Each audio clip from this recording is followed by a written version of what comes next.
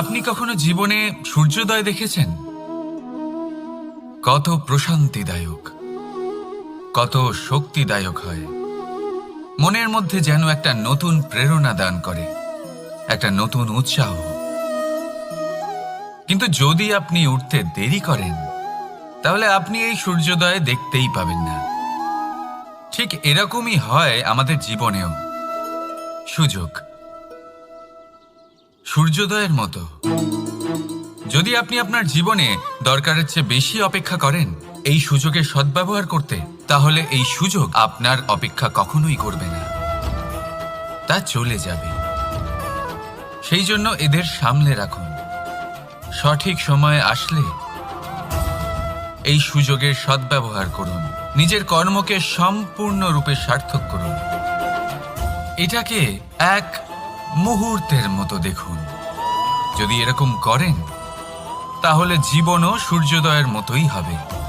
এতে সন্তুষ্টি থাকবে, গৌরবও থাকবে, আর থাকবে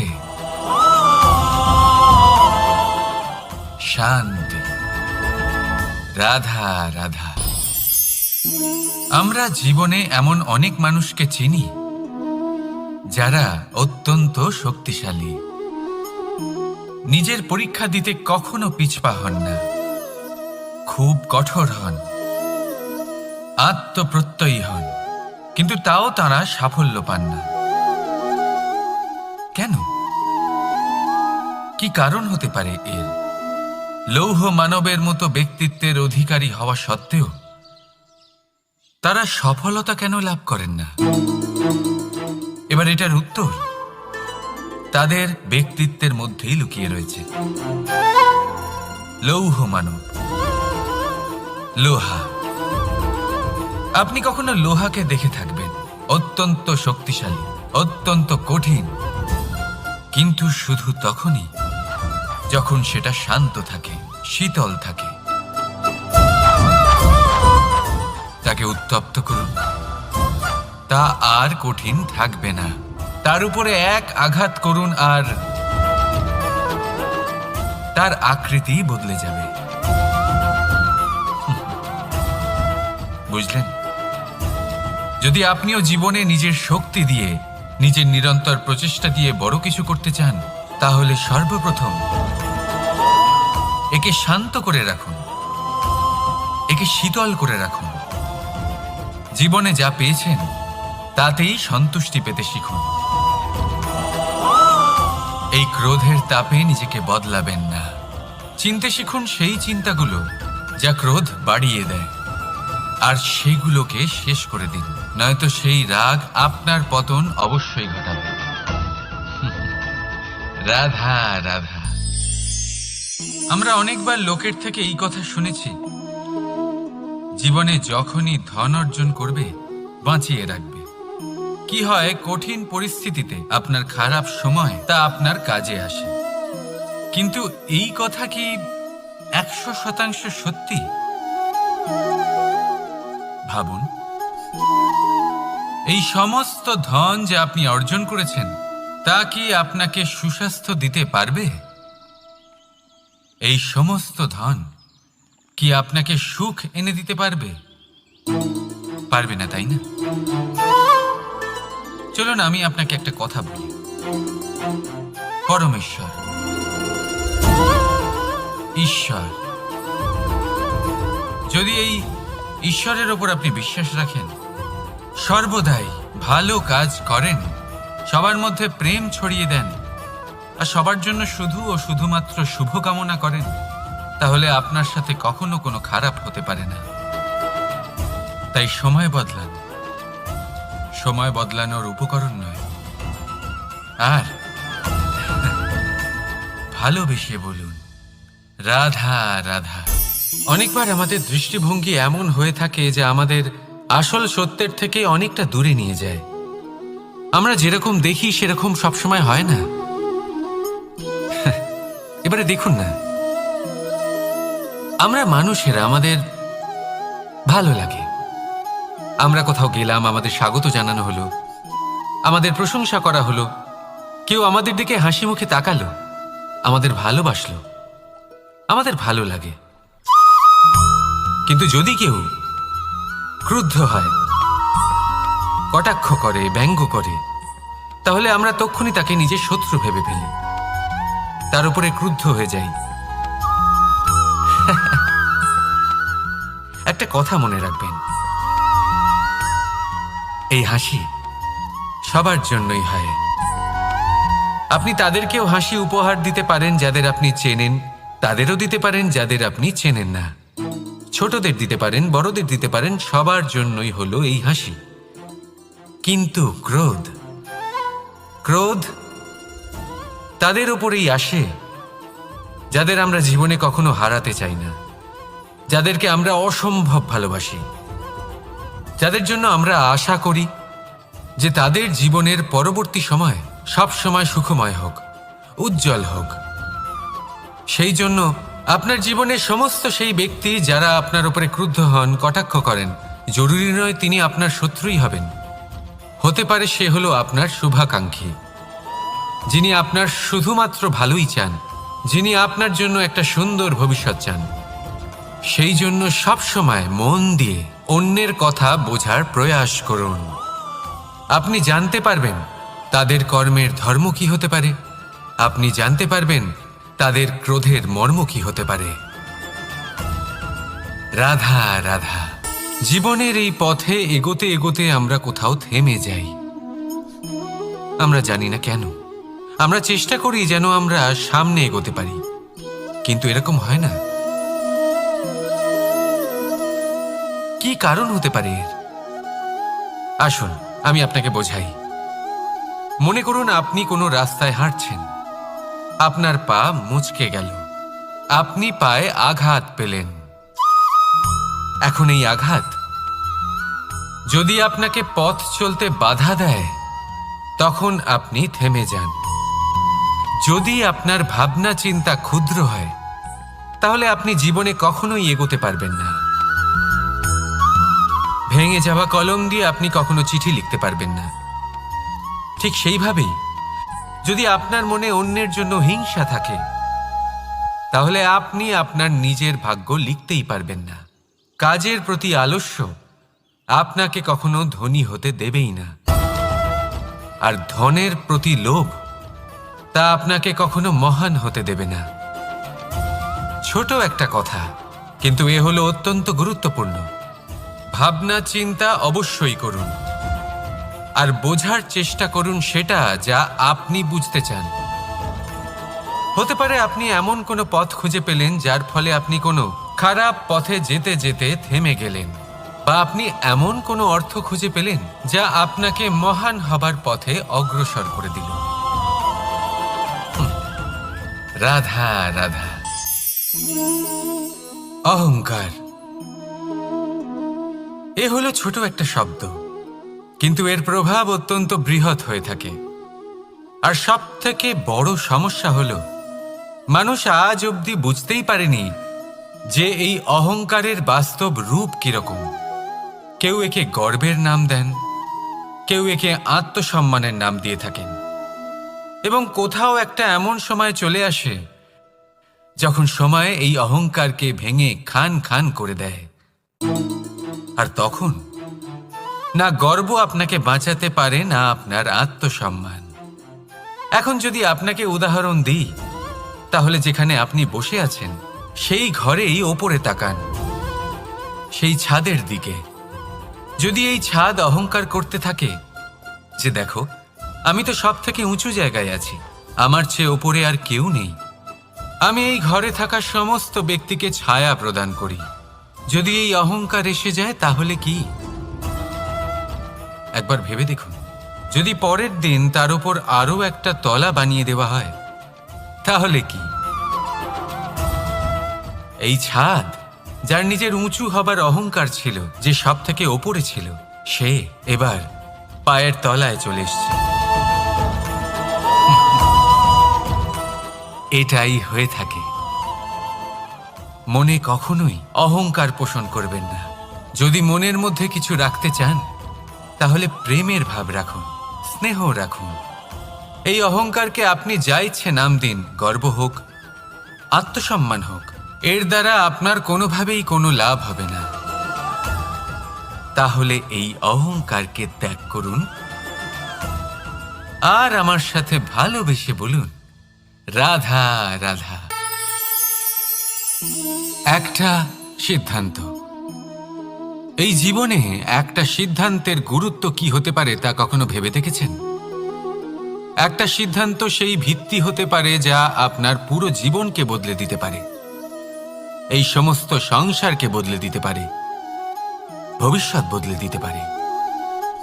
এই সিদ্ধান্ত যে কোন রাস্তা চয়ন করতে হবে, সেই সিদ্ধান্ত যে কখন সামনে এগোতে হবে আর কখন থেমে যেতে হবে, সেই সিদ্ধান্ত যে কখন যুদ্ধ করতে হবে আর কখন নিজেকে পিছু পা হতে হবে। এই সিদ্ধান্ত হলো খুব গুরুত্বপূর্ণ। আর আপনি তো এই সংসারে একা নন, তাই আপনার একটা সিদ্ধান্ত শুধু আপনার জন্যই নয়, সমস্ত সংসারের জন্য গুরুত্বপূর্ণ হতে পারে।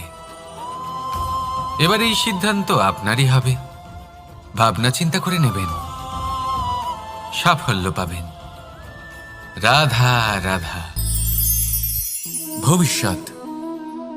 সংসারে এমন কোন ব্যক্তি আছেন যিনি নিজের ভবিষ্যতের বিষয়ে ভাবেন না? যে কেউ ভাবেন, আমার ভবিষ্যৎ কিছু এরকম হবে, আমি ভবিষ্যতে এরকম কিছু একটা করব, এই সুবিধা থাকবে, এই আনন্দ পাবো, ইত্যাদি ইত্যাদি। কিন্তু সত্যি বলি, ভবিষ্যতের থেকে বড় ভণ্ড আর কেউ নেই।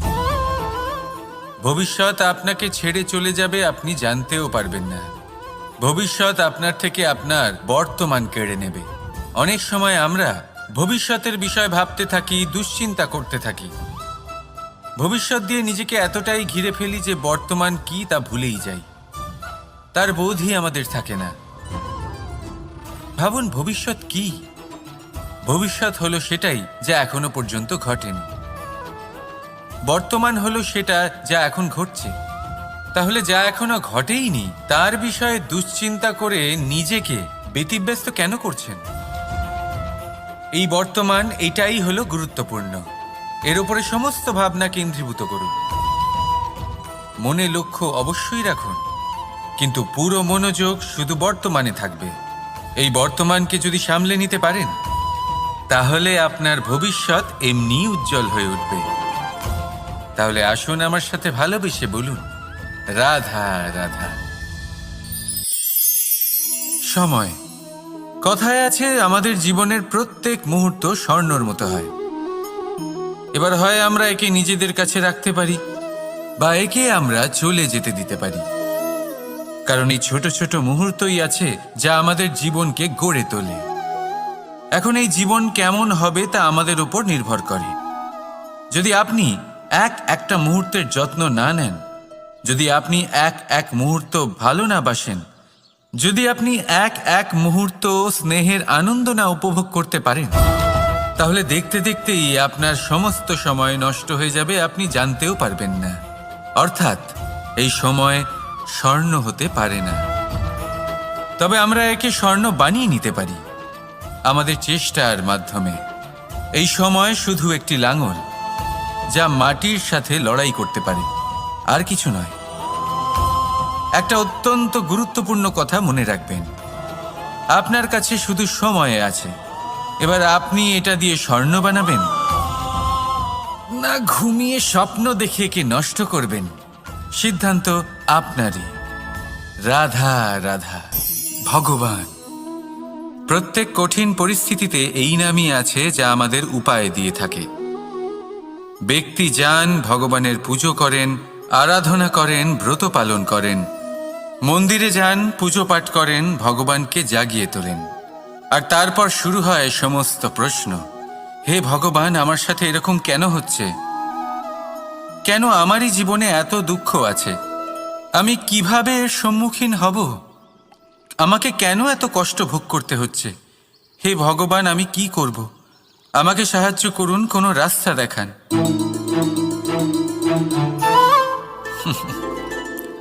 চলুন আমি আপনাকে একটা প্রশ্ন করি। মন্দিরে যাওয়ার চেষ্টা করার আগে আপনি কি জীবনে ততটা চেষ্টা করেছেন যতটা সেই সমস্যাকে দূর করার জন্য দরকার ছিল? দ্বিতীয় প্রশ্ন, ভগবানকে জাগানোর পূর্বে আপনি কি নিজেকে জাগিয়ে তুলেছেন? আপনি কি আলস্য ত্যাগ করেছেন? তৃতীয় প্রশ্ন, ভগবানকে জিজ্ঞাসা করার আগে আপনি কি নিজেকে জিজ্ঞাসা করেছেন যে আমি কেন এত অসফল হচ্ছি? যদি না করে থাকেন তাহলে সবার আগে এটা করুন। আপনি সমস্ত প্রশ্নের উত্তর পাবেন, সমস্ত বিপদের পরিত্রাণ পাবেন। অন্য কোথাও নয়, নিজের ভেতরে তাকিয়ে দেখুন। চেষ্টা করুন নিজেকে জাগিয়ে তোলার। আপনি সফল অবশ্যই হবেন, কারণ এই পরমাত্মা, ওই পরমেশ্বর, ওই পরব্রহ্ম আপনার মধ্যেই তো আছে। রাধা রাধা নাম। জন্মগ্রহণের পর মানুষের জন্য এই নাম অত্যন্ত গুরুত্বপূর্ণ হয়। মাতা, পিতা, পুরোহিত সকলেই সেই অক্ষর খুঁজতে শুরু করেন যা দিয়ে আপনার নাম শুরু হবে। কিন্তু নাম আর রাশি এক হয়ে গেলেই কি সব কিছু ঠিক হয়ে যায়? কখনোই নয়, কারণ আপনার কর্মই হলো সব থেকে গুরুত্বপূর্ণ, আর কিছুই নয়।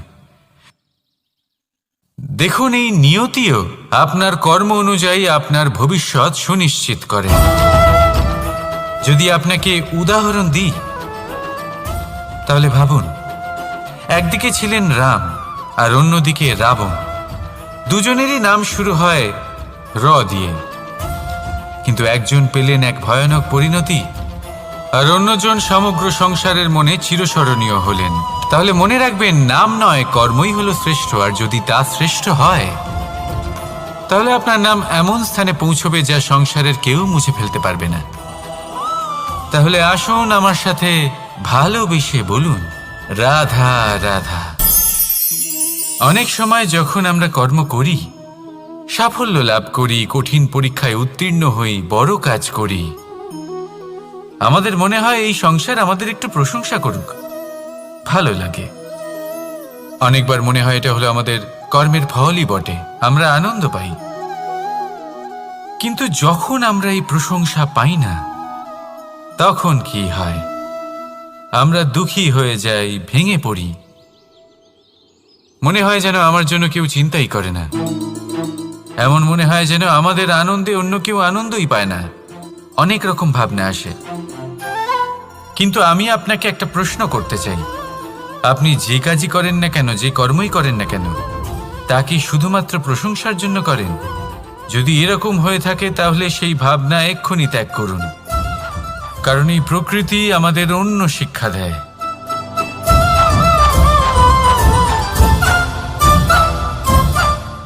এই ফুলকে দেখুন,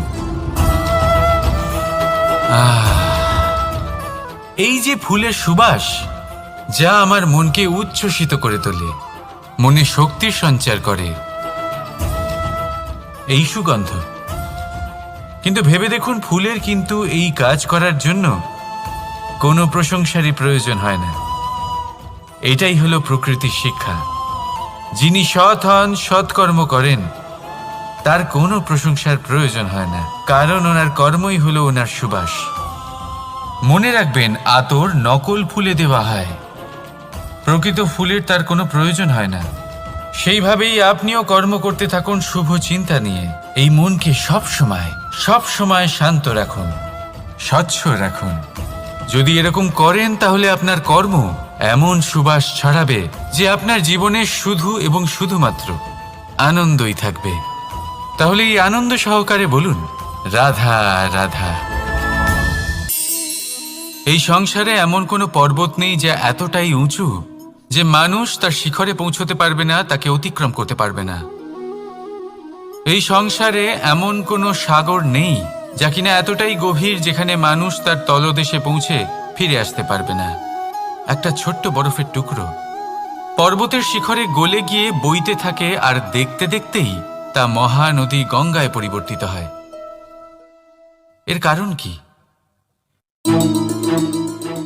এর কারণ হলো প্রচেষ্টা, প্রারব্ধ নয়। এই প্রচেষ্টাই সুনিশ্চিত করে যে আপনার প্রারব্ধ কি হবে। এই সমস্ত কিছু হলো প্রচেষ্টা আর প্রারব্ধের খেলা। আপনার প্রচেষ্টা যেরকম হবে আপনার প্রারব্ধ সেরকমই হবে। আর আপনার প্রচেষ্টা যদি উচ্চ মানের হয় তাহলে প্রারব্ধকে আপনার সামনে নত হতেই হবে। কি বলেন? তাহলে আসুন আমার সাথে ভালোবেসে বলুন, রাধা রাধা। অনেক সময় মানুষ অতীতকে দেখেন আর তখন অহংবোধে পরিপূর্ণ হয়ে ওঠেন। কখনো বর্তমানের দিকে তাকান, ভবিষ্যতের দিকে তাকান আর পরিতৃপ্তিতে ভরে ওঠেন। কেন বুঝতে পারেন না একটা সহজ কথা? এই যে সৃষ্টি, এই সৃষ্টি হলো একটা বড় চক্র যা বারংবার আপনার কাছে ফিরে আসবেই। কঠিন থেকে কঠিনতর পরীক্ষায় আপনাকে নিযুক্ত করবে যাতে আপনাকে উত্তীর্ণ হতেই হবে। যা কাল ছিল তা আজ নেই, এটা সবাই জানেন। যা আজ আছে তা হয়তো কাল থাকবে না, এটাও আপনাকে মেনে নিতে হবে, তাও আবার হাসি মুখে। শান্ত থাকতে শিখুন আর কখনোই মনের মধ্যে অহংকার উৎপন্ন হতে দেবেন না। হতে শিখুন সেই হিমবাহের মতো। হয়তো এই জন্যই এত শীতল থাকে কারণ ও জানে গতকালও জল রূপে ছিল, আজ বরফ রূপে হয়তো আছে, কিন্তু কাল পুনরায় সে জলেই পরিণত হবে। নিজেকে শান্ত রাখুন। হয়তো আজ আপনি সাফল্যের শিখরে আছেন, হয়তো বা নেই। আপনাকে প্রত্যেক দিন অবশ্যই দেখতে হবে। শুধু নিরন্তর প্রচেষ্টা করতে থাকুন, প্রত্যেক পরিস্থিতির জন্য তৈরি থাকুন আর একে ভারসাম্যে রাখতে শিখুন। আপনার কাল হোক, আজ হোক বা আগামীকাল, আপনার ভালো দিন হোক বা খারাপ দিন, সব পবিত্র হয়ে যাবে। তাহলে আসুন আর আমার সাথে ভালোবেসে বলুন, রাধা রাধা। দোল উৎসবে এই সমগ্র সংসার রং নিয়ে খেলা করে, কিন্তু এই রঙের সারমর্ম এই সংসার কি জানে? কখনো দেখেছেন একটা চিন্তিত মুখ শুধুমাত্র রঙের স্পর্শ পেয়ে আনন্দিত হয়ে ওঠে? দোলে আমরা কি করি? পুরাতনকে ত্যাগ করি আর নতুনকে স্বাগত জানাই। শিশিরকে বিদায় জানিয়ে এক সুন্দর, এক নতুন ঋতুকে আগমন জানাই। দুশ্চিন্তা দূর করে আসার নতুন রঙে রঙিন হয়ে ওঠা, নিজেকে আনন্দিত করা, এটাই তো হলো দোল। এবার দোলের একটা ব্যাপার আছে, দুটো রঙে একসাথে রঙিন হওয়া যায় না। একটা রং উঠলে তবেই আরেকটা রং লাগা সম্ভব। আরও একটা প্রশ্নও রয়েছে, কোন রংকে তুলে দিয়ে কোন রং মাখানো যেতে পারে? যদি আপনাকে উদাহরণ দিই, লোভের এই রং, তা যতক্ষণ লেগে থাকবে আনন্দের রং লাগতে পারবে না। যা হয়েছিল দ্বারকাবাসী এবং সামন্তক মণির মধ্যে। ভ্রান্তির রং যতক্ষণ লেগে থাকবে সত্যের রং লাগতে পারবে না, যা হয়েছে রুক্মিণীর সাথে। আর হিংসার এই রং যতক্ষণ লেগে থাকবে প্রেমের রং ততক্ষণ লাগতেই পারবে না, যা হয় আপনার আমার সবার সাথে। তাহলে আসুন একসাথে মিলে দোল পালন করি এবং সবকিছুর উপরে বিজয় লাভ করি। অন্ধকারের স্থানে আলোর, ভ্রান্তির স্থানে সত্যের, হিংসার স্থানে প্রেমের আর লোভের স্থানে আনন্দের এই সুন্দর রং মাখাই। শত্রুতা, ঘৃণা, হিংসা এই সব কিছু ত্যাগ করি আর সকলের সখা হয়ে উঠি। আর ভালোবেসে বলি, শুভ দোল। হ্যাঁ, ওটা তো আমরা অবশ্যই বলবো, রাধা রাধা। সংসারে অনেক সময় এরকম হয় যে আমরা খুব সমস্যায় থাকি, খুব বিপদের মধ্যে থাকি। আর সেই সমস্ত মানুষ যারা আমাদের কাছের মানুষ, আমাদের আপনজন, তারা আমাদের ত্যাগ করে চলে যান। আমরা এই সময় দুঃখ পাই, নিরাশ হয়ে পড়ি এবং একা একাই সেই সমস্যাকেও কাটিয়ে উঠি। এবার পরিস্থিতি যেমন খুশি হোক না কেন, সেই সব মানুষ যারা এমন সময় আপনাকে ত্যাগ করেছেন তাদের প্রতি ক্রুদ্ধ হওয়া, অভিমান করা, এটা অনুচিত। আমি বলবো তাদের প্রতি কৃতজ্ঞ থাকুন। আমি বলবো তাদের ধন্যবাদ জানান যে তারা এমন সময় আপনার সঙ্গ ত্যাগ করেছেন যখন আপনার তাদের সব থেকে বেশি প্রয়োজন ছিল। কারণ দেখুন, হয় তাদের বিশ্বাস ছিল যে আপনি নিজেই এই বিপদ থেকে বেরিয়ে আসতে পারবেন, বা তাদের ত্যাগ করার জন্য আপনি নিজের উৎসাহ বাড়িয়ে তুললেন, আপনি নিজের শক্তি বাড়ালেন এবং নিজে সেই সমস্যা থেকে বেরিয়ে আসলেন। নিজের খারাপ সময়কে আপনি নিজেই ভালো সময় করে তুললেন। শেষ পর্যন্ত আপনি আরো শক্তিশালী হয়ে উঠলেন, আরো শ্রেষ্ঠ হয়ে উঠলেন। আর এটাই তো আপনার বিজয়, যার কারণ হলো তাদের আপনাকে ত্যাগ করা। তাহলে তাদের ধন্যবাদ জানান আর আমার সাথে ভালোবেসে বলুন, রাধা রাধা। ধন, ধন হলো কারোর জন্য মোহ, আবার কারোর জন্য মায়া, কারোর জন্য হয়তো ভাগ্য, আবার কারোর জন্য কর্মের পারিশ্রমিক। দেখতে গেলে এই ধন হয়তো সবার জন্যই অত্যন্ত প্রয়োজনীয় হয়ে থাকে। সেই জন্যই তো মানুষ নিজের সমস্ত জীবন অতিবাহিত করেন এই ধন অর্জন করার জন্য। অনেক মানুষ এমনও হয় যাদের সমস্ত জীবন এই ধন অর্জন করতেই কেটে যায়। প্রত্যেক মানুষই চেষ্টা করেন যেন তিনি ধনী হন, যত সম্ভব বেশি ধন অর্জন করতে পারেন, সম্পন্ন থাকতে পারেন। আর তা হবে নাই বা কেন? কারণ এটাই হলো এমন এক বস্তু যা আদান প্রদান এমন নানান কাজে আসে। চেষ্টা তো সব মানুষই করেন, ধন অর্জন সব মানুষ করতে পারেন না। কারণ হলো এটাই যে মানুষ ভাবেন যে তার কাছে কিছু ধন এলে তারপর তিনি কিছু করে দেখাবেন, আর ধন ভাবে যদি এই মানুষ কিছু করে দেখান তাহলে আমি তার কাছে আসব।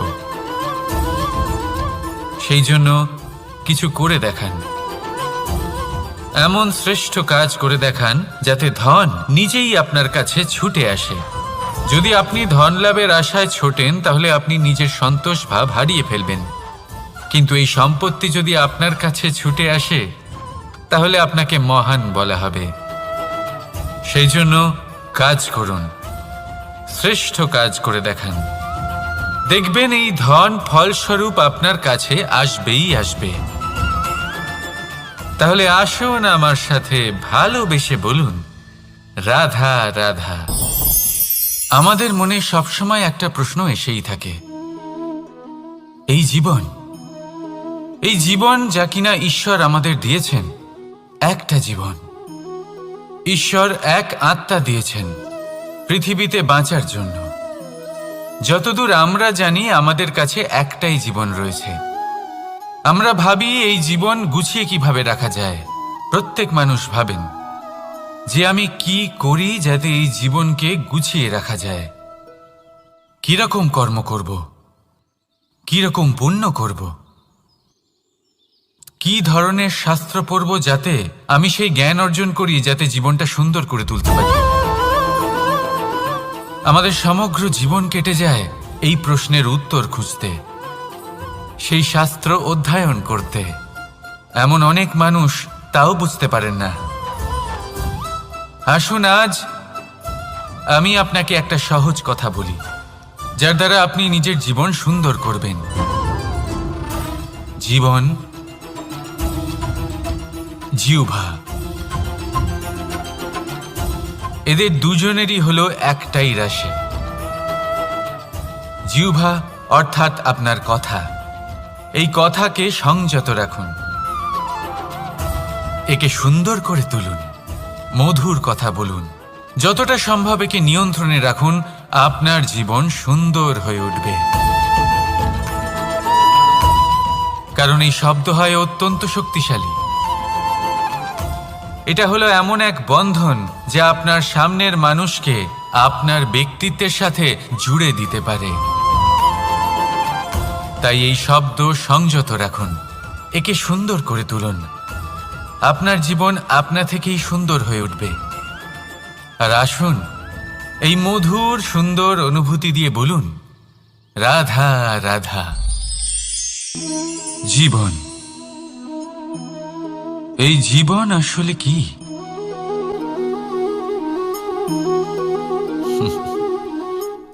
এই প্রশ্ন সবার মনেই এসে থাকে। সবার মন এই প্রশ্নের জন্যই চিন্তিত থাকে। এই জীবন আসলে কি? এর উদ্দেশ্য আসলে কি? কি করা যেতে পারে এই জীবনে? এই জীবন কি কিছু পাওয়ার, নাকি এই জীবন কিছু হারাবার? এই জীবন কি আসলে সেটাই যেখানে আমাদের পরমাত্মার খোঁজ করা উচিত, নাকি আমাদের ধাবিত করা উচিত নিজেদের স্বপ্নের লক্ষ্যে? এই জীবন আসলে কি? এই জীবন আসলে অত্যন্ত সরল। এ হলো শান্ত জলের মতো, একটা আয়নার মতো এই জীবন। এই জীবন আসলে ঠিক যেন এক আয়নার মতো। আয়না কি করে? আপনাকে সেটাই দেখায় যা আপনি করে থাকেন। আপনি হাসি মুখে আয়নার দিকে তাকান, আয়না আপনাকে আপনারই মুখ দেখাবে, সেই হাসি সমেত। আপনি রেগে গিয়ে আয়নার দিকে তাকান, আয়না আপনাকে সেটাই দেখাবে। আপনি প্রসন্নভাবে হেসে আয়নার দিকে তাকালে আয়না আপনাকে সেটাই দেখাবে। এটাই হলো জীবন, একটা আয়নার মতো। আপনি এটা ভাববেন না যে এই জীবন আপনাকে কি দিয়েছে, বরং এটা ভেবে দেখুন যে আপনি এই জীবনকে কি প্রদান করেছেন। যদি আপনি এই জীবনকে সুখ প্রদান করেন, আনন্দ দিতে পারেন, ভালোবাসা দিতে পারেন, তাহলে এই জীবনও আপনাকে সুখ, আনন্দ আর ভালোবাসাই দেবে। তাহলে আসুন এই সুখ, আনন্দ আর ভালোবাসা দিয়ে বলুন, রাধা রাধা। ধরিত্রীর বুকে গজিয়ে ওঠা এই দুব্ব ঘাস দেখেছেন? দুব্ব ঘাস, যা আমাদের পাকে শীতল রাখে। এতে যদি বসেন তাহলে মনে হবে নরম কোথাও বসে আছেন। এত ছোট হলেও কিন্তু এর মধ্যে গুণ আছে অনেকগুলি, আর যতটা ছোট এটা ততটাই বড় শিক্ষকও। কিভাবে? ভাবুন, পাতা ঝরার মরশুমের পরে সমস্ত পাতা একত্রিত হয়ে থাকে। একটা ছোট ফুলকি সবাইকে জ্বালিয়ে দিতে পারে, সমস্ত পাতা পুড়ে ছাই হয়ে যায়। কিন্তু এই ঘাসের কিছুই হয় না, সে যেমন ছিল তেমনই থাকে। কারণ কি হতে পারে? প্রথম কারণ, এরা ছোট হয়। দ্বিতীয় কারণ, এরা বিনম্র হয়, বড়ই সহজে দমে যায় এরা। তৃতীয় কারণ, এদের মধ্যে নমনীয়তা থাকে। আপনিও নিজেকে এরকমই বানিয়ে ফেলুন। কখনো নিজেই নিজেকে কারোর থেকে বড় মনে করবেন না। নিজের এই মনকে বিনম্র রাখুন। এবং সবথেকে বড় কথা, নিজের এই মনে সহানুভূতি, প্রেম আর বিশ্বাসের নমনীয়তা বজায় রাখবেন। যদি এরকম করতে পারেন তাহলে জীবন সবসময় সুখে কাটবে। রাধা রাধা।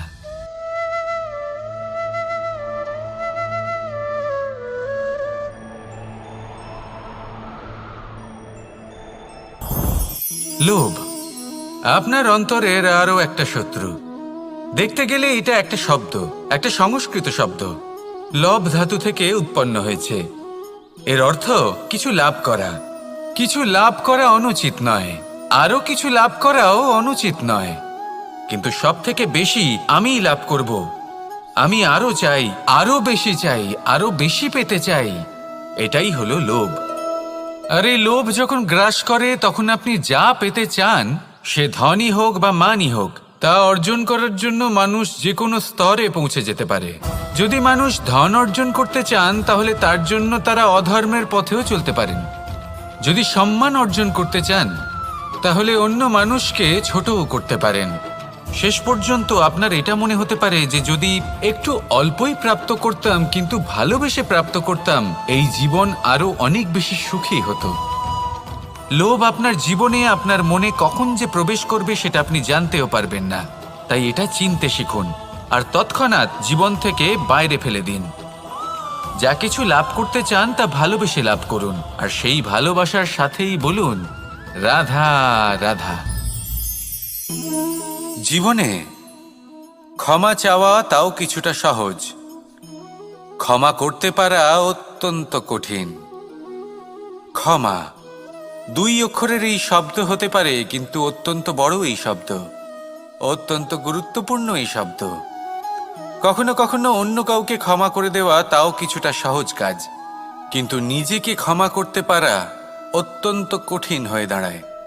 অতীতে যদি আমাদের এমন কোনো ভুল হয় যে কারণে আমরা নিজেকে ক্ষমা করতে পারি না, অনেক সময় এমন কিছু ভুল করে বসি যে বিষয় শুধু আমরাই জানি, কিন্তু আমরা নিজেকে ক্ষমাই করতে পারি না, আর আমাদের বিকাশ সেখানে স্তব্ধ হয়ে যায়। কারণ যদি আপনি ক্ষমা করতে না শেখেন, নিজেকে ক্ষমা যদি না করতে পারেন, তাহলে তা আপনার জীবনের সবথেকে বড় বাধা হয়ে দাঁড়াবে। সেই জন্য জীবনে অবশ্যই শিখুন যে কিভাবে নিজেকে ক্ষমা করতে হয়, আর শিখুন যে আগের করা ভুল আবার কি করে না করা যেতে পারে। এই মন হালকা হবে আর প্রসন্ন হয়ে বলবে, রাধা রাধা। এই সংসারে যখনই কোনো সমস্যা আসে, তখন আমরা আমাদের সব থেকে বড় সম্বলের কাছে আশ্রয় খুঁজি, তা হলো আমাদের বিশ্বাস। এবার প্রশ্ন হলো এটাই যে এই বিশ্বাস কার ওপর করা যেতে পারে? পরিবারের ওপর, বন্ধুর ওপর, নাকি তাদের ওপর বিশ্বাস করা উচিত যাদেরকে আমরা কখনো সঙ্গ দিয়েছি? দেখুন, এই সংসারে বিপদের সম্মুখীন হলে কে আপনাকে সাহায্য করবে সেটা নির্বাচন করা আপনার হাতে নেই। সেটা সেই সকল ব্যক্তির উপর নির্ভরশীল যে তারা আপনাকে সাহায্য করবে নাকি করবে না। অর্থাৎ যখনই কোনো বিপদ আসে, সর্বপ্রথম তার সম্মুখীন আমাদের নিজেকেই হতে হয়, আর তার জন্য প্রস্তুত থাকা প্রয়োজনীয়। সেই শক্তি, সেই সাহস অর্জন করা প্রয়োজনীয়। দেখুন, যখনই অন্ধকার আসে তখন সবার আগে কে আপনাকে ত্যাগ করে চলে যায়? আপনার নিজেরই ছায়া। এই অন্ধকারের সম্মুখীন হতে হয় অন্তরের প্রদীপের দ্বারা, অন্তরের আত্মা দ্বারা। তবেই আপনি অন্ধকারের ওপর জয়লাভ করতে পারবেন। সেই জন্য যে বিপদই আসুক না কেন, নিজেকে তার জন্য প্রস্তুত রাখা উচিত। সেই সাহস নিয়ে আসুন। এমন কোনো বিপদ নেই যা আপনাকে ভেঙে দিতে পারে। আসুন আমার সাথে ভালোবেসে বলুন, রাধা রাধা। মানুষ সবসময় চায় যে তার জীবনে যেন কখনো কোনো সমস্যাই না আসে। সে চায় তার জীবন যেন শুধুমাত্র শান্তি এবং সুখের দ্বারা পূর্ণ থাকে। কিন্তু এই চাহিদা অনুচিত কিছু নয়। আমরা সবাই এটাই চাই যে জীবনে সুখ থাক, শান্তি থাক। কিন্তু এই কথা সবসময় মনে রাখবেন, যে সূর্য উদিত হন সংসারকে প্রকাশমান করেন, দুপুরবেলায় সংসারকে রৌদ্র প্রদান করেন, সন্ধেবেলায় তাকেও অস্ত যেতে হয়। এবার আমাদের জীবন চক্র কিছুটা এরকমই। কোনো কিছুই চিরকাল একরকম থাকে না। কখনো এই নদীকে দেখুন যা বয়ে চলেছে। এই নদী যা বয়ে চলেছে তার পথেও অনেক বিপদ আসে। বড় বড় পাথরের সম্মুখীন হয়ে তাকেও সামনে এগিয়ে যেতে হয়। একটি পুকুর যা চারদিক থেকে ঘেরা, তার জীবনে কিন্তু কোনো সমস্যা নেই। কিন্তু এই সংসারে পুকুরের পুজো করা হয় না, পুজো করা হয় নদীকে। মনে রাখবেন, সমস্যার ঊর্ধ্বে তিনি উঠতে পারেন যিনি সমাধি লাভ করেছেন, যিনি এই সংসারেই নেই। যিনি এই সংসারে আছেন এবং জীবিত আছেন, তার জীবনের সমস্যা হলো শ্বাসবায়ুর মতোই গুরুত্বপূর্ণ। আসুন আমার সাথে ভালোবেসে বলুন, রাধা রাধা। আজ আমি আপনাকে একটা ছোট্ট কাহিনী শোনাবো। একবার আমি, রাধা আর দাদা, আমরা তিনজনে মিলে লুকিয়ে একটা উপবনে গেলাম আম পেড়ে খেতে। অনেক পরিশ্রম করে আমরা ওখানে পৌঁছলাম, আর আমরা আশ্চর্যচকিত হয়ে গেলাম এটা দেখে যে এবার তো আম পাকেইনি। এবার দাদা কি করলেন, একটা আম পাড়লেন আর সেটা চাখলেন, আর উনি নিরাশ হয়ে পড়লেন। উনি বললেন যে এটা তো খুবই টক। তারপর রাধা একটা আম পাড়ল আর সেটা চেখে দেখল, আর রাধা উৎসাহিত হয়ে পড়ল। আমি রাধাকে জিজ্ঞেস করলাম, কি হয়েছে, তুমি এত উৎসাহিত কেন? তখন রাধা বলল যে এবার এত বেশি টক আম হয়েছে যে এগুলো দিয়ে আমরা আচার বানাবো। তাহলে দাদা ওখান থেকে বেরিয়ে গেলেন নিরাশ হয়ে এবং খালি হাতে। রাধাও ওখান থেকে বেরিয়ে গেল কিন্তু উৎসাহিত হয়ে, আর অনেকগুলো কাঁচা আম সাথে নিয়ে। এর থেকে আমরা কি শিক্ষা পেতে পারি? যে প্রত্যেকটা স্থানে এমন কিছু রয়েছে যেখান থেকে আমরা কিছু একটা শিক্ষা লাভ করতে পারি, যা আমাদেরকে বিকাশের পথে নিয়ে যেতে পারে। এই শিক্ষা প্রত্যেক স্থানে আছে। সবকিছু আমাদের দৃষ্টিভঙ্গির উপর নির্ভর করছে। যখনই আমাদের জীবনে আমাদের সম্পর্কে কোনো সমস্যা, কোনো বিপদ আসে, তখন বেশিরভাগ মানুষ সেই বিষয় নিয়ে দুঃখী হয়ে পড়েন। আর কিছু মানুষ এমনও থাকেন যারা শেষ পর্যন্ত তার সমাধান করেন, বিপদকে পরাজিত করেন, সম্পর্কগুলিকে আবার জুড়ে দেন।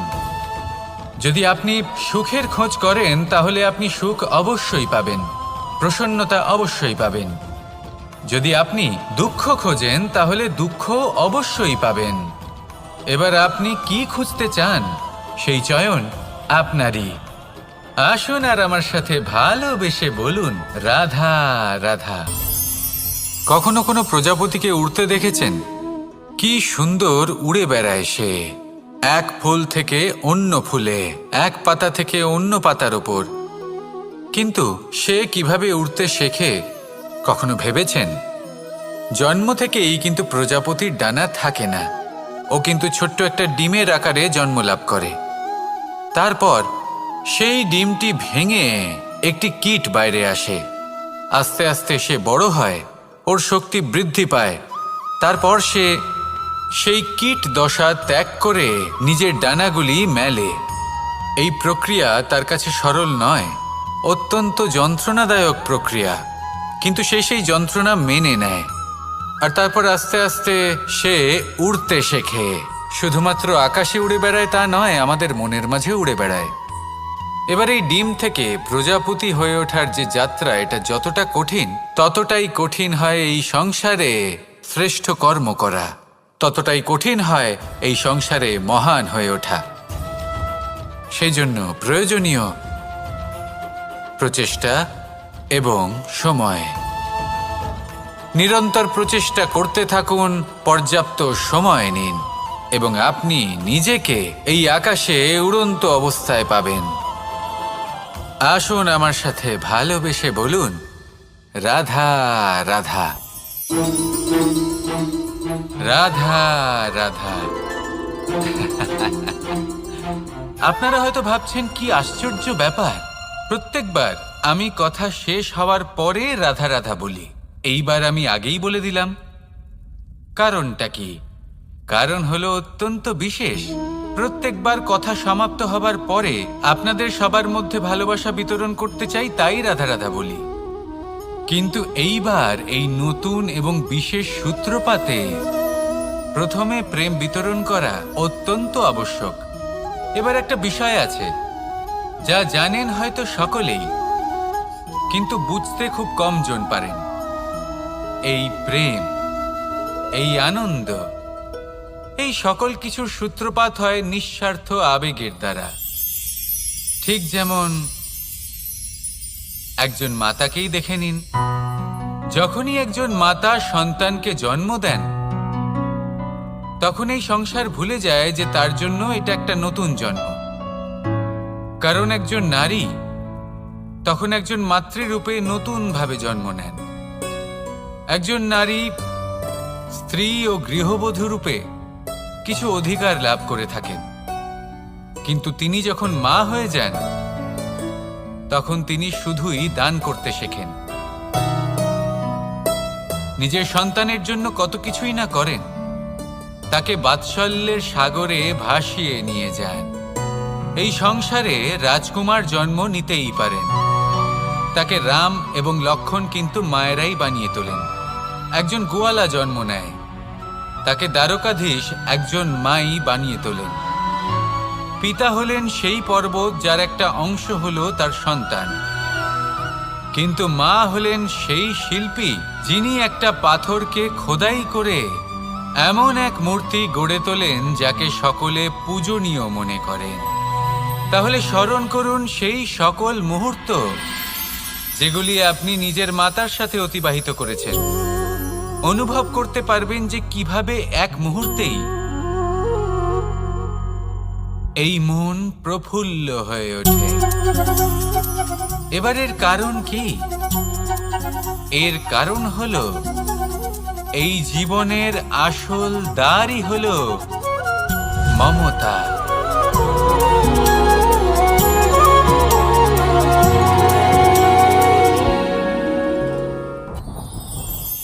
যত শক্তিশালী এই মন, তত শক্তিশালী এই শরীরও। এই যে আমাদের শরীর, এটা আসলে কি? এ হলো একটা রথের মতো। আর একটা রথ ততক্ষণ চলতে পারবে না যতক্ষণ না তাকে কোনো সারথি চালাবে। এই মন হলো শরীরের সারথি। এবার ভাবুন, যদি এই সারথি শক্তিহীন হয়, দুর্বল হয়, তাহলে এই রথের কি হবে? এটা উচিত পথে চলতে পারবে না, উচিত গতিতে চলতে পারবে না, মন মতো স্থানে এটা পৌঁছতেও পারবে না। সেই জন্য মনের শক্তি অত্যন্ত প্রয়োজনীয়। এবার মনের শক্তি আমরা কোথা থেকে লাভ করি? দৃঢ়তার শক্তি থেকে। এবার এই শক্তি আমরা কিভাবে বাড়াতে পারি? আমরা প্রতিদিন কিছু নতুন স্থির করি, কিছু ছোট কিছু বড়। আর যেই আমরা নতুন কিছু পূর্ণ করি, আমাদের মনের শক্তি বেড়ে যায়। আর যদি পূর্ণ না করতে পারি, মনের শক্তি কমে যায়। একটা দেওয়ালের মতো ছোট ছোট ছোট ছোট শিলা আমরা একটার পর একটা স্থাপন করে একটা দেওয়াল তৈরি করি। এতগুলো পাথর যখন একত্রিত হয়ে যায়, তখন এমন এক দেওয়াল তৈরি হয় যাকে ভাঙা প্রায় অসম্ভব হয়ে দাঁড়ায়। সেরকমই হয় মন এবং দৃঢ়তা। ছোট ছোট কাজ করে নিজের লক্ষ্য পূর্ণ করুন। এই লক্ষ্য যদি পূর্ণ হয়, তবে মনের শক্তি বাড়বে। কিছুটা এইভাবে যে যত বড়ই বিপদ আসুক না কেন, সেই বিপদ নিজে হার মেনে নেবে, কিন্তু আপনার মন ততটাই শক্তিশালী থাকবে। তাই মনের শক্তি বাড়াতে থাকুন, যাতে আপনি উচিত পথে চলতে পারেন, উচিত গতিতে চলেন আর মনোবাঞ্ছিত স্থানে পৌঁছতে পারেন। তবেই এই মন প্রসন্ন হয়ে বলবে, রাধা রাধা। আমি রাধাকে ভালোবাসি। আর এই কথাটা সমগ্র সংসার জানে। আর সময় অন্তরে লীলার দ্বারা, বিভিন্ন ঘটনা দ্বারা, কর্মের দ্বারা আমি নিজের এই ভালোবাসা রাধার সামনে প্রকাশ করি। এবার আপনি বলবেন, এসবের কি প্রয়োজন? রাধা কি এই কথা জানে না যে কৃষ্ণ তাকে কতটা ভালোবাসে? অবশ্যই জানে। কিন্তু এই যে ভালোবাসা, তা মনে রেখে দেওয়ার জন্য নয়, তা প্রকাশ করার জন্য। আর বারংবার এই ভালোবাসাকে প্রকাশ করা উচিত, উচিত সময় এবং উচিত সুযোগ দেখে। কিরকম? এবার যদি আপনি প্রেমীর সাথে কোনো উৎসবে থাকেন, তাহলে তার সাথে নৃত্য সঙ্গীত করুন। যদি ভিড়ের মাঝে থাকেন, তখন প্রেমীকে সম্মান করুন, একান্তে প্রসাধন করুন। দুঃখের সময় তার হাত ধরে থাকুন, সুখের সময় আলিঙ্গন করে রাখুন। এই প্রেম যত প্রকাশ করবেন, ততই এই প্রেমের বৃদ্ধি হবে। এই প্রেম আরও বেশি গভীর হবে, অটুট হবে। তাই এই প্রেমকে মনে নয়, আপনার জীবনে স্থান দিন। মন খুলে প্রকাশ করুন আর আমার সাথে ভালোবেসে বলুন, রাধা রাধা। মুঠো হাতের শক্তি বেশি, মুঠো খুললেই তা দুর্বল। তা এমন কি থাকা উচিত এই বন্ধ মুঠোয় যা লাখের সমান? মানসিকতা এবং স্বপ্ন। মানুষ জন্মগ্রহণ করে, তার মানসিকতা সময়ের সাথে উন্নত হয়। মানসিকতা অনুযায়ী সে স্বপ্ন দেখে, আর সেই স্বপ্ন সার্থক করতে সে পরিশ্রম করতে থাকে। কিন্তু খুব গুরুত্বপূর্ণ একটা কথা আছে যা আপনার মনে রাখা উচিত। আপনার এই মানসিকতা, আপনার এই স্বপ্ন, তা যেন আপনার নিয়ন্ত্রণে থাকে। আপনার বন্ধ মুঠোয় যেন এর লাগাম থাকে, আপনি যেন এর প্রভু হন। যদি তা হয়, তবেই আপনি লাভবান হবেন। যদি এরা আপনাকে নিয়ন্ত্রণ করতে থাকে, যদি আপনার মুঠো খুলে যায়, না পথ আপনার নিয়ন্ত্রণে থাকবে, না মানসিকতা থাকবে, না স্বপ্ন নিয়ন্ত্রণে থাকবে। আর যদি তাই হয়, তাহলে আপনি আপনার ভবিষ্যৎ নষ্ট করে ফেলবেন। তাই নিয়ন্ত্রণ করতে শিখুন নিজের বিচার বুদ্ধি, নিজের মানসিকতা, নিজের স্বপ্নকে। নিজের এই স্বপ্ন পূরণ করুন আর আমার সাথে ভালোবেসে বলুন, রাধা রাধা। আমার কাছে যশোদা মা যেমন, আমার কাছে দেবকী মা যেমন, আমার কাছে ঠিক তেমনই হলেন গোমাতা। এবার ভেবে দেখার বিষয় হলো এটা, যে এই সংসারে অসংখ্য প্রাণী আছে। একজন গাইকে একজন মায়ের মর্যাদা কেন দেওয়া হয়? তাহলে এর অনেকগুলো কারণ আছে। এই গাই অর্থাৎ গোমাতা, এনারা হলেন অত্যন্ত শান্ত, শান্তিপ্রিয়, কখনো কারোর কোনো ক্ষতি করতেই পারেন না। গোমাতা যে দুধ নিজের বাছুরকে পান করান সেই দুধই আমাদেরও দেন। সেই দুধ পান করে আমরা শক্তি লাভ করি। এই দুধ থেকে আমরা মাখন, ঘি, পায়েস এইসব সুস্বাদু খাবার লাভ করি। গোমাতার গোবর আমাদের জ্বালানি হিসেবে সাহায্য করে, যার ফলে খুব কম সংখ্যক কাঠ ব্যবহার করা যায় এবং বেশিরভাগ জঙ্গল সুরক্ষিত থাকে। গোমাতার গোমূত্র সেটাও আমাদের কাছে লাভজনক। এর দ্বারা আমরা অনেক রোগ থেকে মুক্তি লাভ করতে পারি। গোমাতা যখন একটি বাছুরকে জন্ম দেন তখন সেই বড় হয়ে আমাদের ক্ষেত কর্ষণ করে। সেই জন্য গাইকেও জীবনে মায়ের মর্যাদা দেবেন। যতটা সম্ভব তাকে সেবা করুন এবং ভালোবেসে তাকে পালন করুন। এই মন নিজে থেকেই প্রসন্ন হয়ে বলবে, রাধা রাধা। ধন, সম্পদ, ঐশ্বর্য, মানুষ হয় নিজের সৌভাগ্যের দ্বারা এগুলো লাভ করে থাকেন বা কর্মের দ্বারা। সৌভাগ্য আসলে কি? গ্রহের দশা যা প্রত্যেক মুহূর্তে বদলাতে থাকে। কর্মের মাধ্যমে যখন আপনি ধন অর্জন করেন তখন সেই ধন আপনার আগামী প্রজন্ম লাভ করে। সেটা হয় সে ভোগ করে বা তার জন্য তার ভোগান্তি হয়। আর এটা নির্ভর করছে আপনার কর্মের ওপরে। কি কর্ম করেছেন আপনি সেই ধনকে লাভ করার জন্য। যদি আপনি সৎ পথে চলেন, নিষ্ঠা ভরে আপনি কর্ম করে থাকেন এবং তার ফলে আপনি ধন অর্জন করে থাকেন, তাহলে আপনার আগামী প্রজন্ম সেটা ভোগ করবে, সেটা প্রয়োগ করবে নিজের বিকাশের জন্য। কিন্তু যদি আপনি কুকর্ম করে থাকেন, কোনো রকম ছলনা করে থাকেন এই ধন লাভ করার জন্য, তাহলে 100% আপনার আগামী প্রজন্মকে এর জন্য ভুগতেই হবে। তাহলে আপনি কি চাইবেন? যে আপনার আগামী প্রজন্ম সুখ ভোগ করবে নাকি আপনার কুকর্মের পরিণাম ভোগ করবে? নির্বাচন আপনারই। আসুন আমার সাথে ভালোবেসে বলুন, রাধা রাধা।